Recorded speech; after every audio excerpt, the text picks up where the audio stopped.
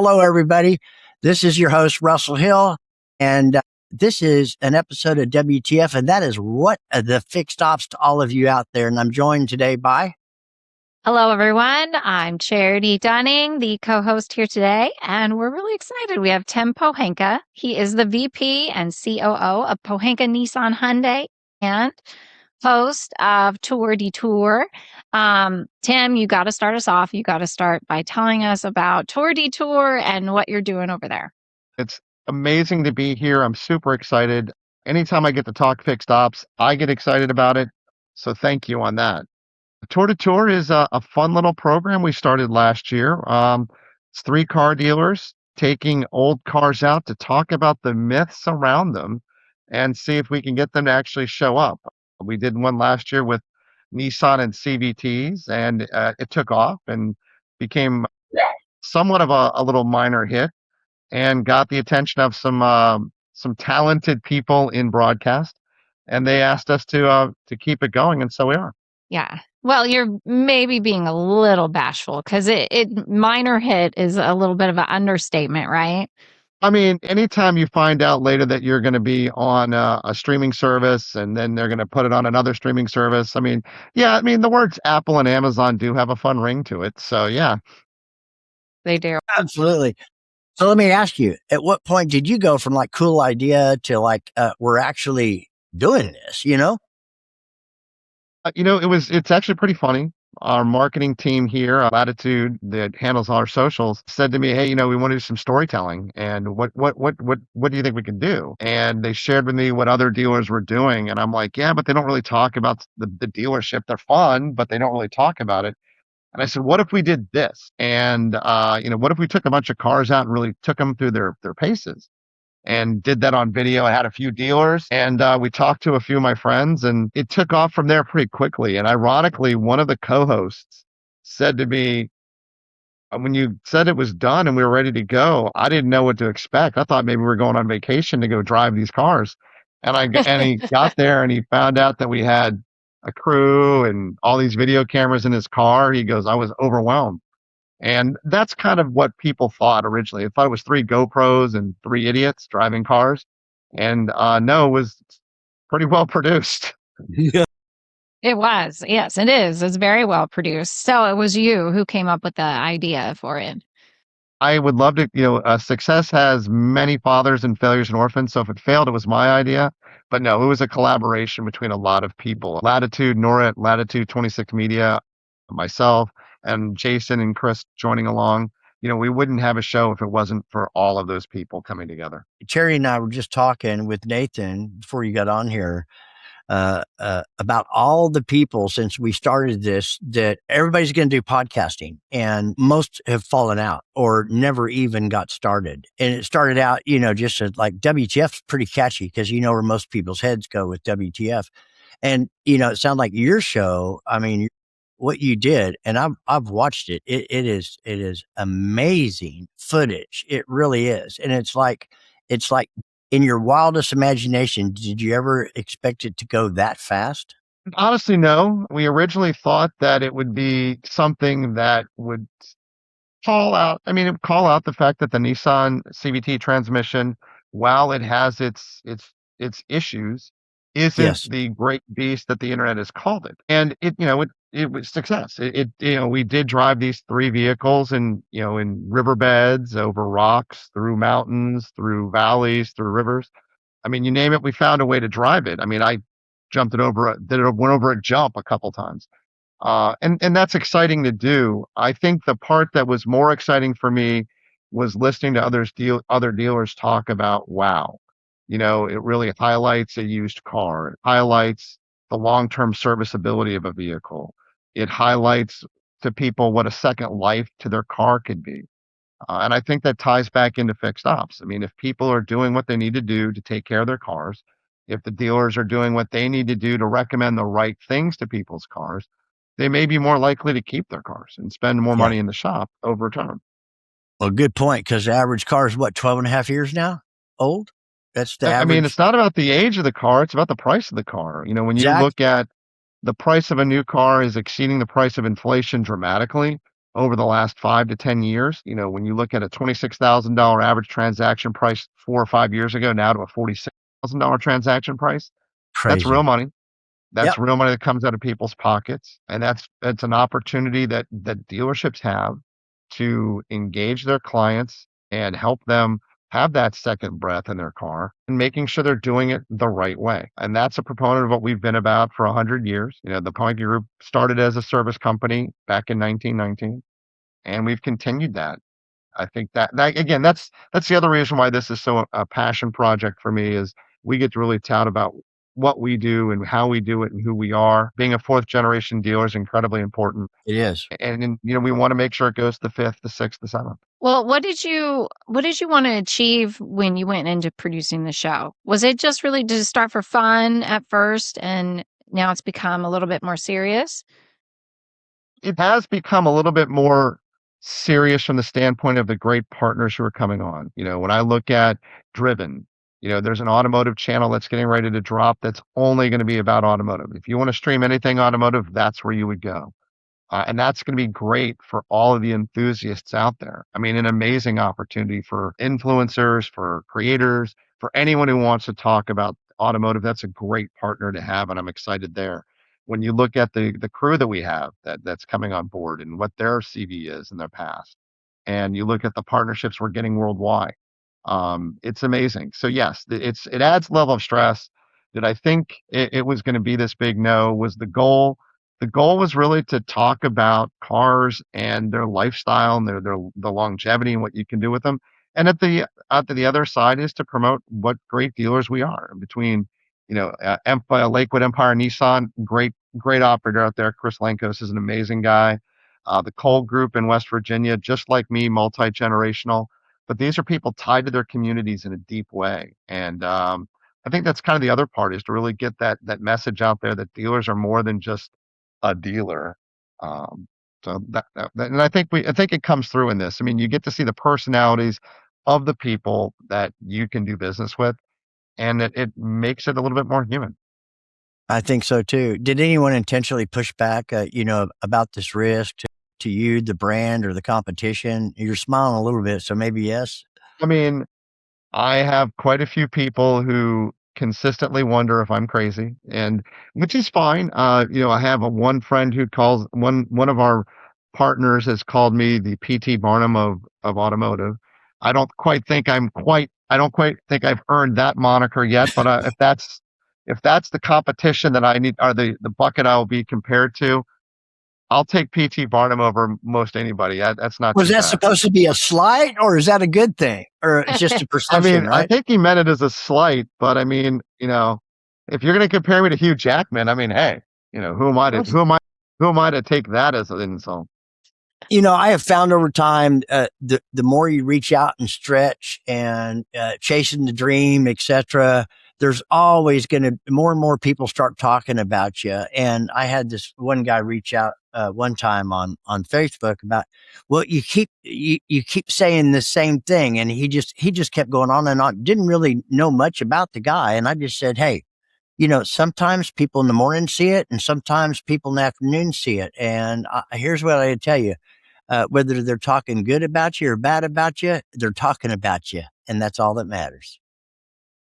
I would agree that that's if you're not outside of your comfort zone, you're dying and decaying. Thank you.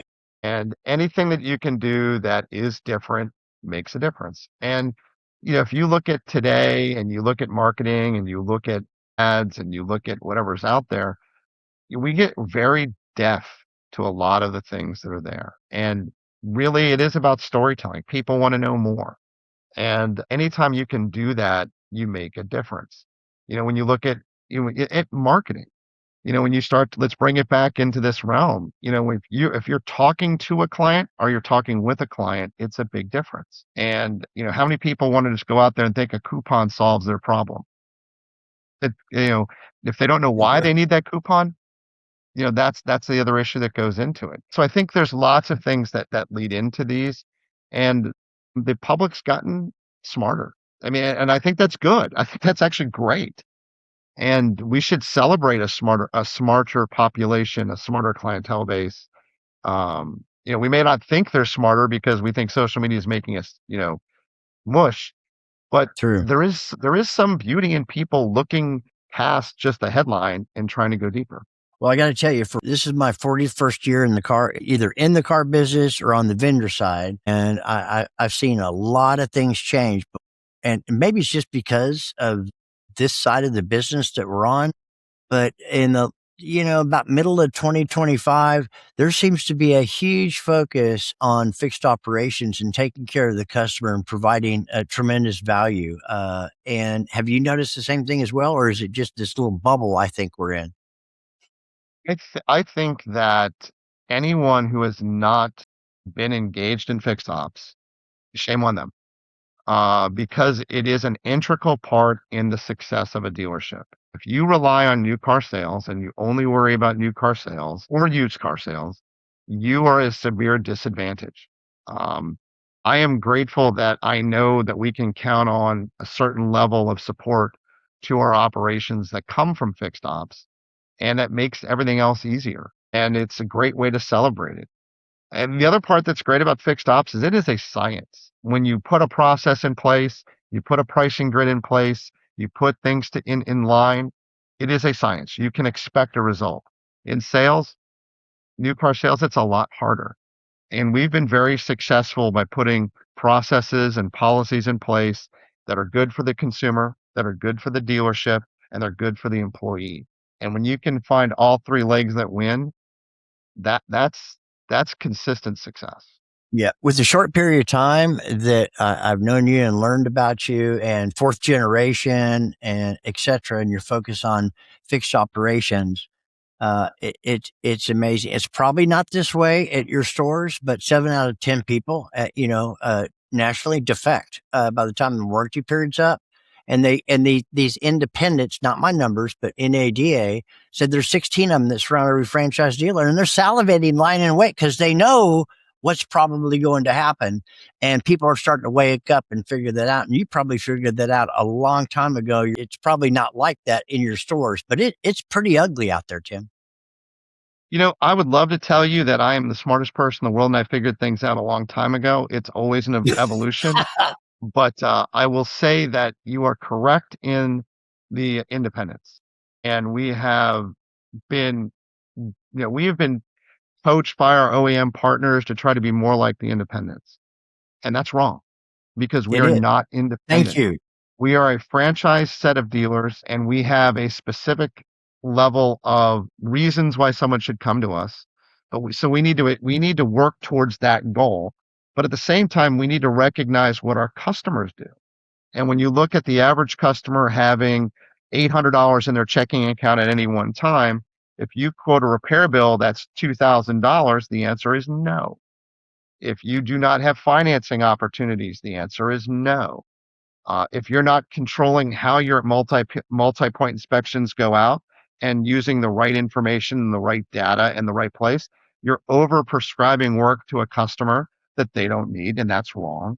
So we've been constantly evolving on what we focus on and what we do so that we're providing a quality quote to a client that gives them the opportunity to say yes, that gives them the right work they need so that their car runs the way it needs to run, and try to eliminate a lot of the noise. When you start to look at, again, you have technicians out there that think if they quote $2,000 worth of repair bills, they'll get something and they'll be happy. Again, using numbers, when you look at it, the higher the quote, the lower the acceptance rate. We had a technician that was consistently offering $2,000 to $2,500 a repair order, and he had $16 in upsell. $16 was his average upsell. Thank you. Put the light bulb in. I'm leaving. I'm going somewhere else. That's not a way to do business. But that's what he thought versus a guy who quotes $700 and he gets an average of $400 in upsell. Well, I mean, what's that math work out to? It works out to something simple. You do the right job for the client, they will say yes and they will return.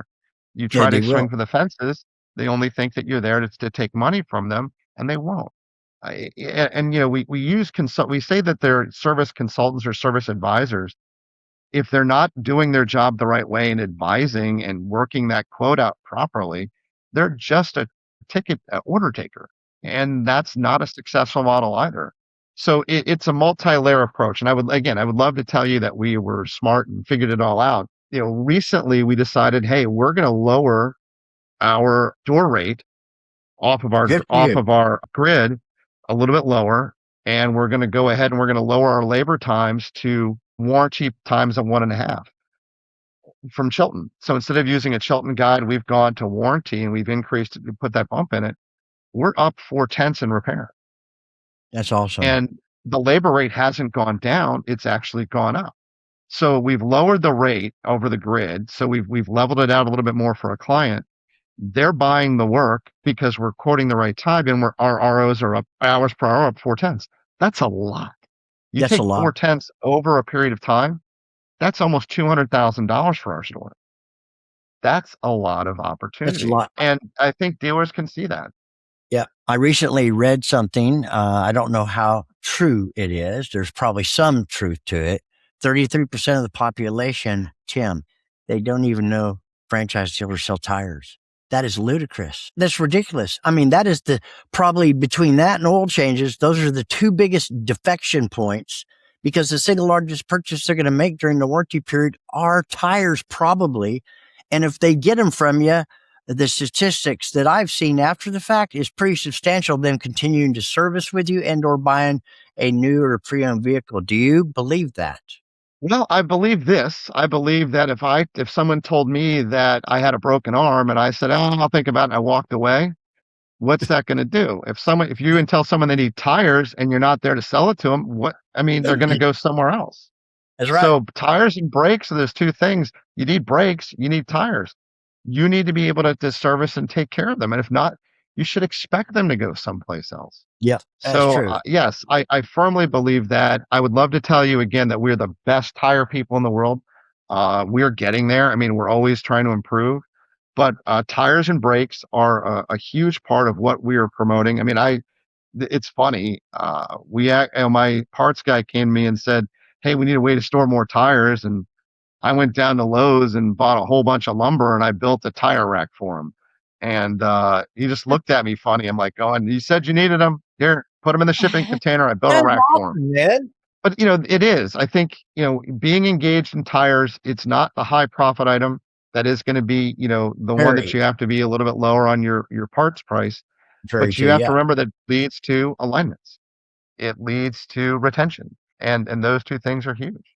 Let me tell you about a partner that's actually helping dealers get ahead, Global Dealer Solutions.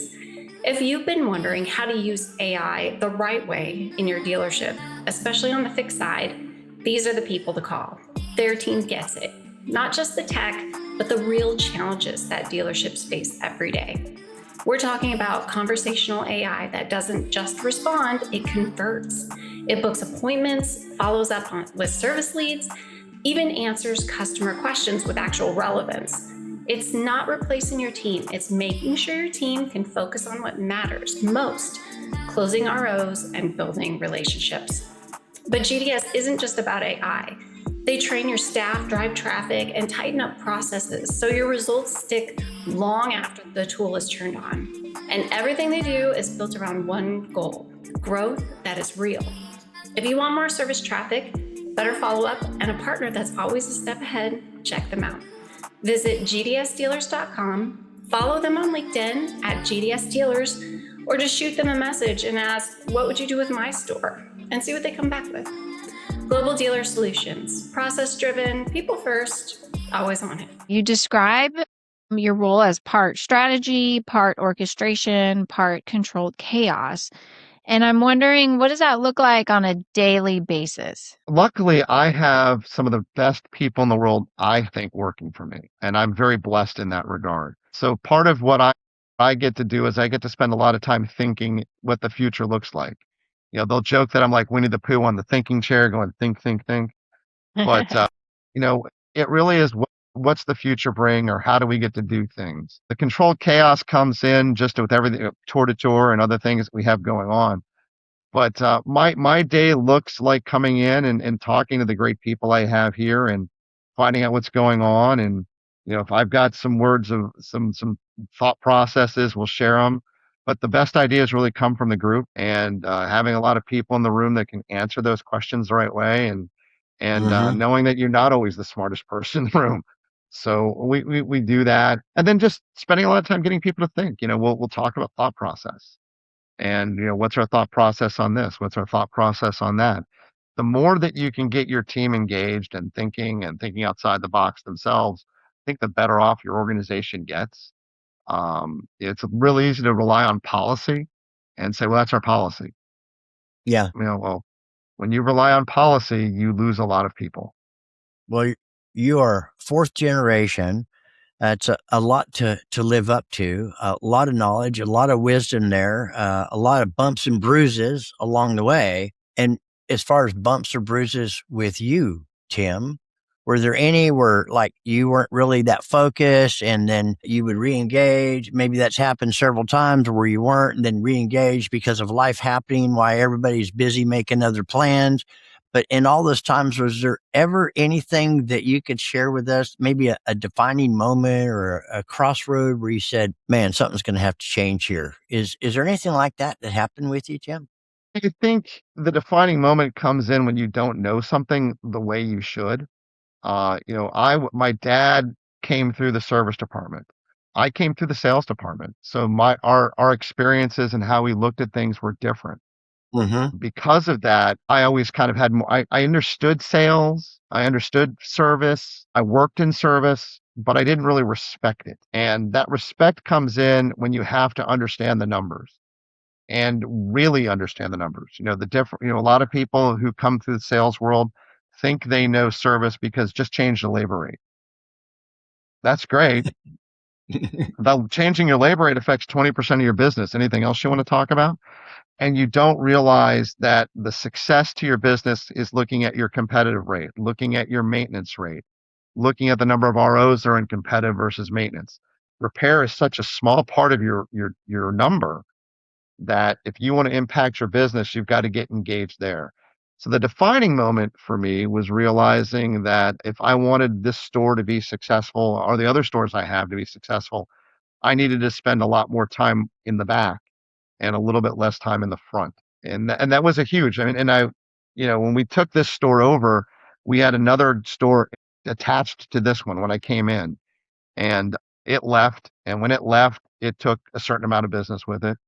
And then that's when GM went through the restructuring during COVID, and one of the franchises they wanted us to pull away, and we allowed that. We did that, and I didn't realize how much of that business meant to this business. And when you lose two manufacturers in a short period of time, you understand the economies of a service department change. And if Big we time. wanted that to get better, we had to get better.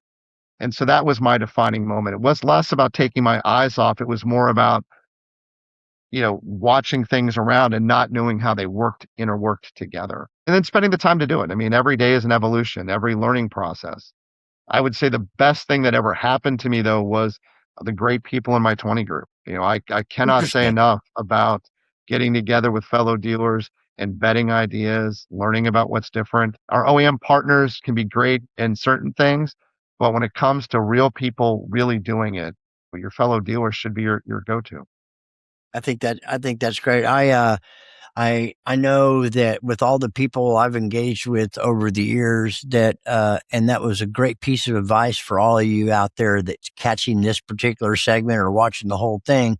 Spend more time in the back. 85% of all, a large number general managers grew up on the variable side, Tim. They don't understand, not really, the fixed side, like you just mentioned. That was a great moment where you spent more time in the back getting to know what's going on and how that works. That makes a huge difference. And I bet it did for you too. Yeah, I mean, I'm blessed that my son is now in the industry as well, and he has got to watch me go through the numbers and go through these things. And while his path has been similar to mine, I know that he is at least exposed to it, and he's like, oh my God, that makes sense. And again, it goes back to the science part I talked earlier. If you understand math, you can understand how this works. And it doesn't mean you have to know how to fix cars. I changed oil for the first time a year and a half ago. That was a fun little bit the team did. They said, "Hey, why don't you let me learn to change oil?" I'm like, sounds like future warranty work. But I went ahead and did it, and it worked out. And luckily, my car hasn't been in the shop for a warranty claim yet. But it's a great lesson. Again, it's so much fun. I mean, working in fixed ops is fun. When you can see a success happen immediately. I mean, if you want to see success in your parts department immediately, there's a way to do that. If you want to see success with your advisors immediately, our pay plan I know does that. When you want to see your technicians happier, I know how we can do that. And I'll give you a great example. We do a no appointment necessary. We do not. We'll take your appointment if you want, but we do not require it. Your car doesn't I break on want a that. schedule. You shouldn't have to come in on a schedule. And a lot of dealers will tell me, "Oh my God, how do you manage that?" And yeah, it's chaos sometimes, but our technicians thrive on it now. And they'll tell us they will not go to another store that takes appointments because they know more work will come in. That's a win. It's good That for the is a customer, huge. good for the dealership, good for the employee. It just means you've got to be willing to understand that your day is not always going to be this piece of paper that's lined up. That's the beauty, and those are the things that I get excited about. So I tell you, there's only one other guy that I've met like you that just said what you said about no appointments, because most people are about appointments yeah, and the schedules get jacked up. You may even know him. His name's Michael Barrich, and he took Murfreesboro, Tennessee, from the bottom of the bottom to the top of the top at Triple Crown, and because of his people and processes, and not taking appointments and meeting the customers where they were at. You're the only other person that Cherry and I've heard from that have talked about no appointments. That's amazing.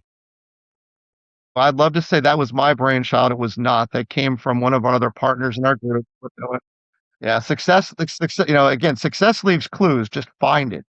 It does. John Goings, who is one of our directors of service here, he piloted it a long time ago, and it took me a while to believe in it. But that I would say I was not a early adopter of that strategy, and he was, and he kept talking about it, and we finally did it. And I will tell you, it took understanding customers and appointments and how it works to really for me to buy into it. When you look at what an advisor does, they work on fear. They work on the fear of the shop and the fear of the customer. And they're only going to put as much work in the shop as they feel they can get out. But a technician only works as hard as the work they have in their shop. That's So right. if a technician has 4 hours, 4 tickets, he's going to work 4 tickets fast. If he has 10 tickets, he'll work 10 tickets fast. And it works itself out. And it was this is a great story to tell. Everyone got COVID, and I had to be a service advisor again. So I'm working at one of our stores, and I'm there, and I'm just doing what I do. We just take everything in, just bring it in, just bring it in, just bring it in. One of the master technicians at the store came up to me and goes, "You just taking everything in?" I go, "Yeah, that's what we do." He goes, "How am I going to get all this work out?" And I go, "Well, you tell me what you won't get out, and I will call the customer and I will work it out to have the car stay over, or I will get him a rental car. I'll figure it out." So he gave me his list of cars that he didn't think were going to get out, and I went and told the customers what was going to happen. They were happy. They were fine. By 3 o'clock, he was empty. He was done. And I had already, Wow. and I looked at him and I go, "You told me you couldn't get it out." He goes, "Well, I didn't realize how fast I could work." And I Imagine think that. that's prevalent in this industry. I saw a LinkedIn article where someone had mentioned that 8 hours a day for 8 technicians is 64 hours. Why did you schedule a 92? Because my technicians are better than that. That's why. And if you don't, if a technician works on flat rate, they should be able to do 120, 125, maybe 130% and earn their time right. That's right. So I don't think we let our technicians do their job because of fear. And if Well you let said. advisors schedule work, they will not schedule work. And I think that's a key takeaway for anyone is they work as fast as what's in the shop. It's amazing. You can sense this kind of stuff when I walk into a store. There's a vibe, whatever. When you walk in that people are gelling and that, hey, they enjoy doing what they're doing, and it's all about the guest and that experience. And you also know the contrary. I'm not going to share the whole story where I had a scheduled appointment and I was still 3 cars deep, and I was 30 minutes early before my scheduled appointment. And by the time the advisor got up to me, he tapped, I rolled down my window. He said, "Do you have an appointment?" Are you kidding me? How about hello, welcome, or welcome back, or something like that? My name is, or whatever. Do you have an appointment? Are you now? I sensed it all throughout that story. It's just horrible. And keep in mind this, an appointment in a car dealership is a slotted time to talk to an advisor. It is not a slotted time to talk to a technician. Okay. You When need to say that one more time. You got to say that again. Say it Yeah. again. A scheduled appointment is a time to speak to an advisor. Everyone likes to think that we're a doctor's office. Okay, let's compare us as doctors. We are a GP. We have appointment. We can say we're scheduled every 15 minutes. Okay, great. Then we're a GP. That is not who we are. We are specialists. You go in to speak to a specialist, you don't know how long you're going to be waiting because you don't know what's involved in front. What car's in front? What's wrong up front? What's here? What's there? If you That's right. think you can manage your shop by appointment only and have a technician ready, you've already lost for your techs because they don't work that way. No job site, no job in automotive works that way. So yeah, I think that people need to understand that advisors need to be good at setting expectation. And if they do that with a client in the lane the right way, hey, we want to get your car as quickly as possible. We're a little bit backed up right now. Let me share with you what's going on and what your expected time can be. A client is either going to say, okay, or what's a better time to come back? Or you could sit there and say, hey, listen, I know you want to get this work done. It's important. We've got a loaner car. We've got Uber, rideshare. We've got this. Love If it. you set the right expectation, you're going to win, I would say 90% of the time. I see. And I'll have take to a push 90% win all day long. Yeah, and also communication as well. You mentioned earlier when the technician came to you and said, "Hey, I'm not going to be able to get all this. Well, which ones won't you get done?" And you said you communicated with the customer. Most of them don't even do that. It's unfortunate, but the ones that do, that's a win too. All people want to do is they want to be communicated with. If things aren't going to work out, something unexpected, hey, stuff happens. That's great. Just let me know. Don't wait for me to get to the 11th hour and find out that you didn't call and tell me that and I had a different expectation. If you work from that standpoint of communicating and getting the information out, yes, someone's going to be upset that they didn't get their work done. That's Absolutely. going to happen. But if you have solutions for people ahead of time, they're gonna respect that. We couldn't get your car out, but we do have a loaner car available for you. We couldn't get your car out, but we can go ahead and pick up a ride share for you tomorrow if you'd like. All of these things are opportunities that are out there. Not all, again, they all work together, but it starts with getting work in the shop. And if you're It not does. getting work in the shop, it doesn't really matter what else you have. It's not going to work out. Absolutely. Charity, can we pivot a little bit on the Tour Detour and some stuff there maybe? Sure, yeah. And Yeah. we'll wrap up with a few more questions about your Yeah. upcoming season. But before we go there, tell us a little bit how, as a dealer, you look at AI, especially the AI driven marketing systems. Do you see AI actually making impact in the dealership, or is Great it question. overhyped? Great question. I think AI is one of the things that's transformational for our industry. And I'll give you the best example I can. Selling in the lane. If you can tell AI to help describe what a bearing is for a customer who doesn't know, what's a throttle body, what are all these things where you can take that down and say, give me the ability to explain this to a client, what a great selling tool that is. Yeah. Yeah. And I think that's the other thing where you can start to give an education to your clients who may not necessarily understand what you're talking about, which means they may not actually believe you. So the ability to bring that into play is a huge opportunity without a doubt. And then sending the right message to your client at the right time. AI does that. If you're ingesting a lot of data from your clients, from what their average driving cycle is when they come in, you can start to send the right marketing messages out early and not be about that coupon. Imagine an omni-channel approach where you're talking about, hey, Pohanka does tires, and that's messages going out to someone before they need tires. Hey. And now you're setting the right thing up so when a client comes in, they know who you are and what you do. I think AI and data collection and repurposing it the right way and then offering specials the right way to customers. Think about this. Hey, based on your mileage, it looks like you're due for tires. This is what we do. Informational versus just here's a coupon. Informational, and it sounds like educational too, because over 80% of people are watching videos. shorts. I mean, educating your client as to why you want to get something done, there's nothing wrong with that. I mean, I mean, the fact that we've all got, well, if no one has, if anyone out there hasn't done this, if you're not doing video MPI, you are you are a dinosaur already. That is another hour-long topic just in itself, but it is happening more and more and more, and people are becoming, that level of transparency. That's what we need, and not only providing competitive recommended maintenance, because we know that recommended maintenance is a hell of a lot cheaper than major repairs. It's critical, but how that's actually translated to the consumer is really important. But if it's on the lift and they're in there for rotate and balance and oil change and their rotors are scorched and the pads or whatever, which they don't have any clue other than there's nothing left on the pad and they can see that, I think they become a believer, don't you? There's a huge difference between, between being told something needs to be done and seeing something needs to be done. My gosh. And it's a huge difference. We need to take this industry away from being about an air quote, like, oh, hey, you've got a problem you've got a problem in the assembly of your wheel bearing, to Yeah, what the this is hell what's is going on. that? Yeah, right. What are you talking? I mean, you're speaking a language most customers don't understand. And it's like insurance. I don't know if I need it. Do I need it? What's it do? My radio is not working. I know I can't hear sound, but my car came in and you're telling me that the O2 sensor is bad. Well, it still ran fine. Why is this light on?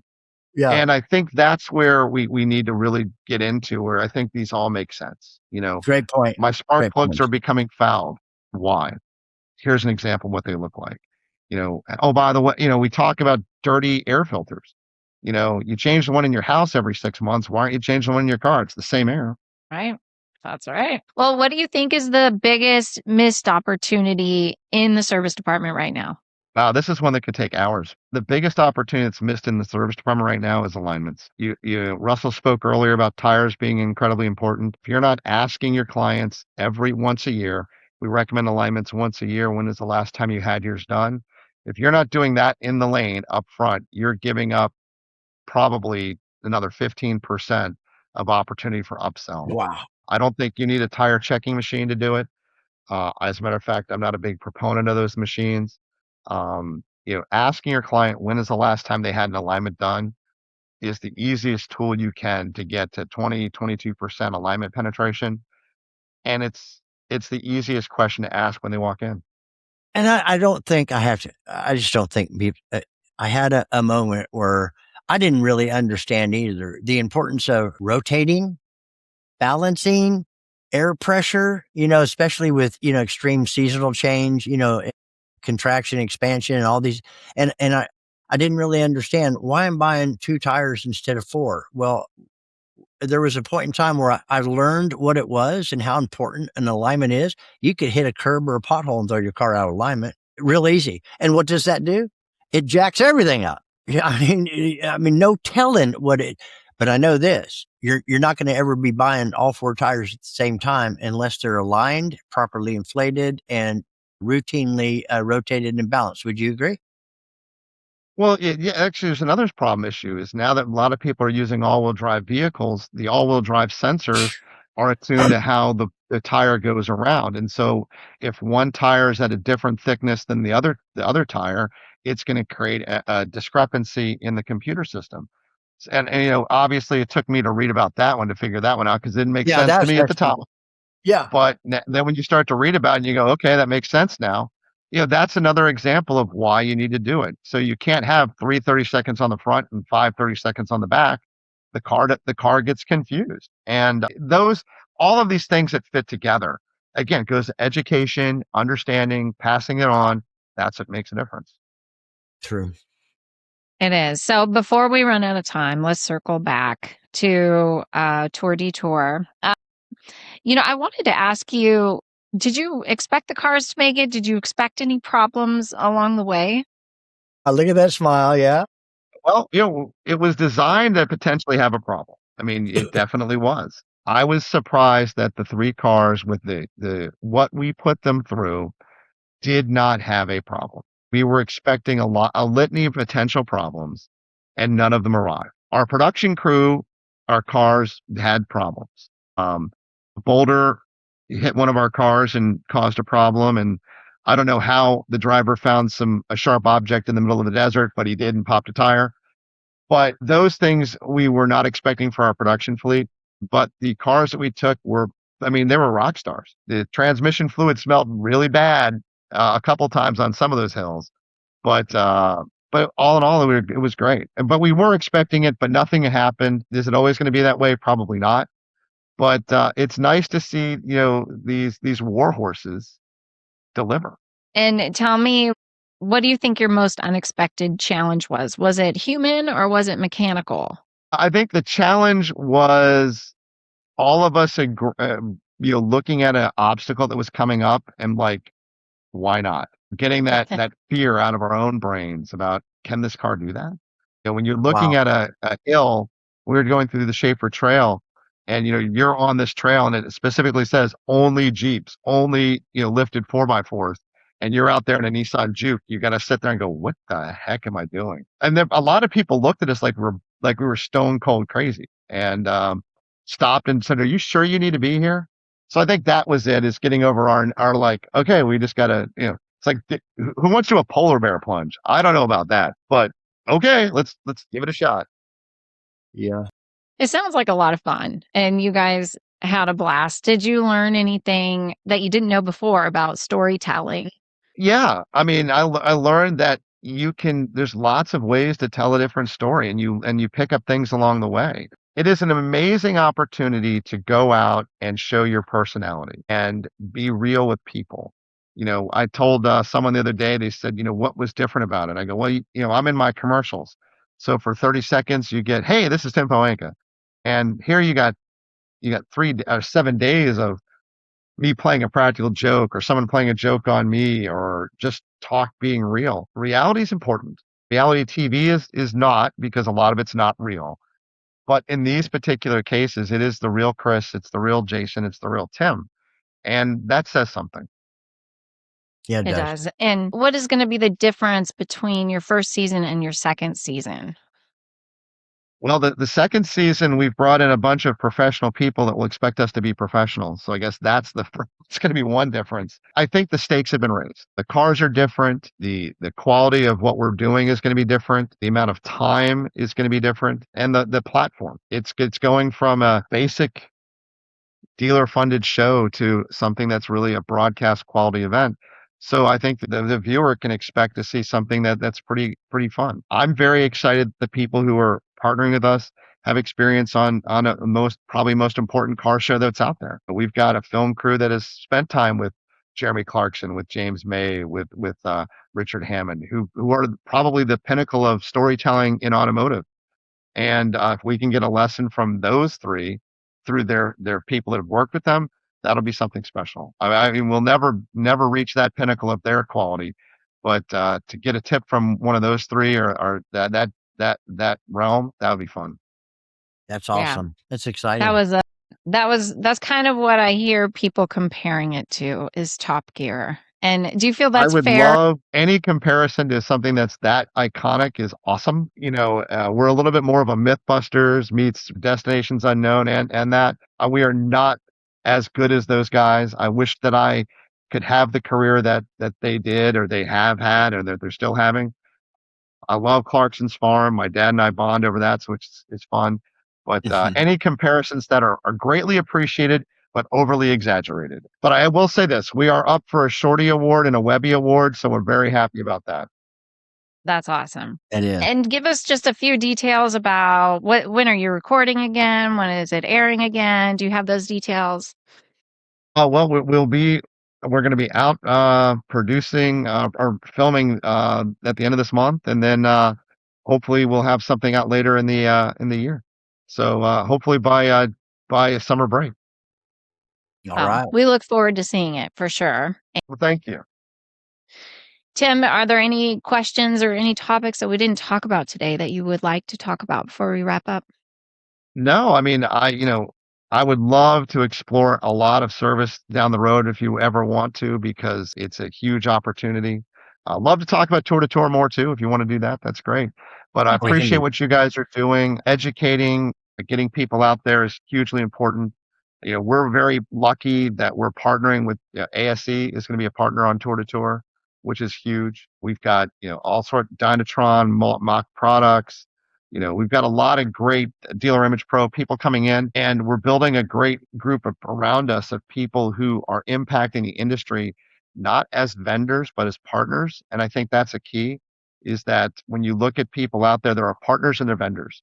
And what you're doing right now to dig in and help talk about education, that makes you a partner, not a vendor.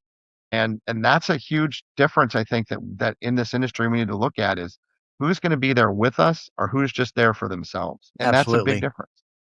Yeah, you know who they are. And you said something just a second ago, so I'll just ask the question. Would you entertain coming back on to talk about Tour de Tour more, et cetera, in the near future? I will come in to talk about anything you would like. If I'm passionate about it and I know, I'll talk about it. Ask me to All talk right. about, how to solve crises in other countries. Not my bailiwick. Don't ask me for that one. However, if it's about fixed ops, about Tour de Tour, glad to do it. Well, then we'll have you back. I don't know why the name eludes me just a minute, but he's the president of ASC. He was just on our show a couple of weeks ago. I believe it was. It was Peter, right? Yep, Peter. Yeah, phenomenal. Phenomenal, man. It was really great stuff. Well, Tim, thank you so much for your time. Tim Pohanka, VP, COO, Pohanka Nissan, Nissan Hyundai, and the host of Tour Detour, which you'll be hearing a lot more. Now, when this comes out, like him, love him, make contacts with him, make comments, suggestions. Tune in to Tour Detour, the second season. It's fixing to drop here, hopefully in the next couple of months. It's been an honor and a pleasure to engage with you and have you on our show. And I'll thank all of you out there for another successful WTF. And that is what the fixed ops to all you. Charity and I are humbled and grateful to have had you on today, Tim. Yes. Thank you, Tim. Thank you very much. You guys have a great day.